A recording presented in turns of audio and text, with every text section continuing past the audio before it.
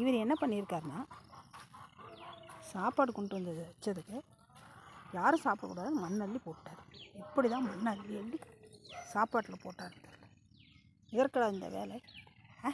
இப்படியே மண்ணள்ளி சாப்பாட்டில் போடுவாங்க. நீங்கள் சாப்பாடு கிடையாது, இதே கட்டி கெட. நீ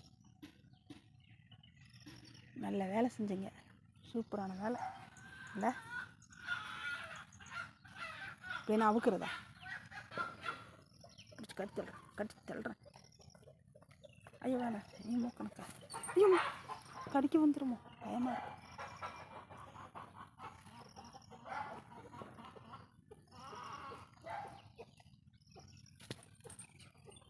எகிரி எகிரி வருது. ஓ பாருங்க எப்படி எனக்கு